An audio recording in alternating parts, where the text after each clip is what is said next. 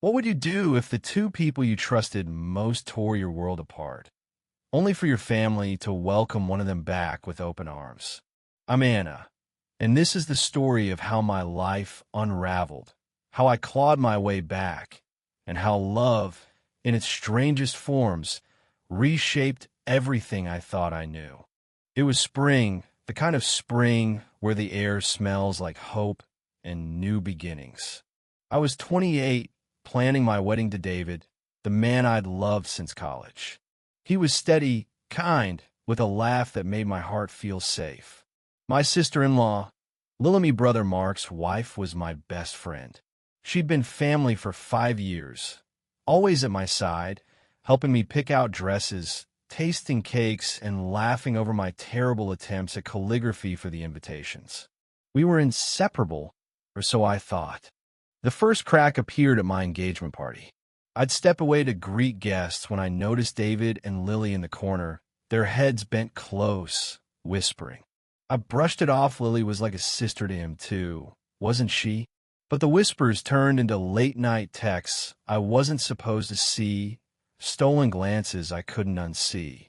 I ignored the pit in my stomach until the night before the wedding, when I walked into David's apartment to surprise him with a handwritten vow.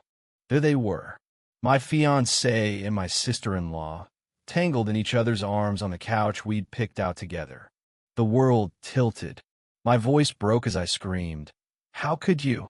David stammered, his face pale, but Lily just looked at me, her eyes cold like I was the one intruding.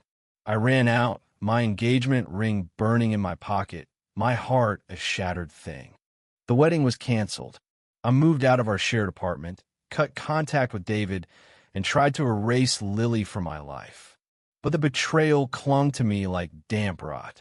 My brother Mark, devastated by Lily's infidelity, filed for divorce. I thought that was the end of justice, in some small way.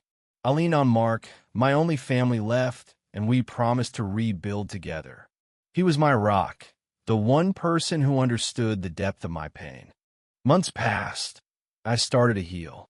I found a new job as a librarian, a quiet refuge where I could lose myself in books and avoid the world. I even started smiling again, thanks to a coworker named Sam. He was unassuming, with a crooked smile and a habit of leaving poetry post-its on my desk. He wasn't David, but he was kind, and kindness felt like a miracle. Then came the twist I never saw coming. One evening, Mark called me to dinner at his place. I arrived expecting our usual pizza and wine night, a chance to vent and laugh. Instead, I walked in to find Lily sitting at his table, her hand on his. My stomach dropped. "Anna," Mark said, his voice soft but firm, "we're working things out. I'm taking her back." I froze. The room spun just like it had that night with David. "What?" I whispered, my voice barely audible. Lily looked down, avoiding my eyes, while Mark explained.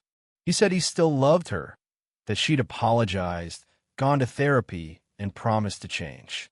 He said forgiveness was strength, not weakness. But all I heard was betrayal, again. My brother, my ally, was choosing her, the woman who destroyed us both. I stormed out, refusing to hear more. For weeks, I didn't speak to Mark. I threw myself into work, into Sam's quiet kindness, but the anger festered. How could he forgive her? How could he let her back into our family after what she'd done?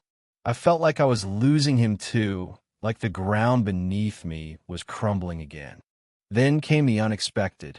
One rainy afternoon, Sam invited me to a local poetry reading.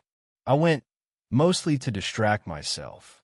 There, in the dimly lit cafe, I saw a woman reading a poem about regret, her voice trembling with raw honesty. It was Lily. I almost left, but something in her words stopped me. She spoke of guilt, of breaking trust, of living with the weight of her mistakes. Her poem wasn't an apology, it was a confession, stripped bare. For the first time, I saw her not as a villain, but as a person flawed and struggling. After the reading, she approached me, her eyes red. "Anna, I don't expect forgiveness, she said. I just need you to know I'm trying to be better. I didn't respond, but her words lingered. I started to wonder if holding on to my anger was hurting me more than it was hurting her. Weeks later, I met Mark for coffee. He looked tired, but hopeful. He told me about Lily's therapy, how she was volunteering at a shelter, trying to make amends. He admitted he was scared, but he believed in second chances. I'm not asking you to forgive her, he said. I'm asking you to trust me. I didn't know if I could, but I saw the love in his eyes not just for Lily, but for me. He wasn't choosing her over me. He was trying to heal his own heart. I started to let go, slowly. I didn't forgive Lily, not fully, but I stopped letting her define my life. I leaned into Sam, who became more than a friend. He proposed a year later, under a cherry blossom tree, with a ring that felt like a promise of something new. I said yes, not because I'd forgotten the past, but because I wanted a future. Mark and Lily stayed together, and it wasn't easy. I saw her efforts, her quiet attempts to rebuild trust. We never became close again, but we found a fragile peace. I learned that forgiveness isn't about erasing pain, it's about choosing to move forward. My life wasn't ruined, not forever. It was broken, yes, but broken things can be rebuilt, sometimes stronger than before. Looking back, I see the value of resilience, of choosing love over hate, even when it's hard. My brother's choice to take Lily back wasn't a betrayal of might, was his way of fighting for his own happiness. And in letting go of my anger, I found mine. Life doesn't give you neat endings, but it gives you chances to start again.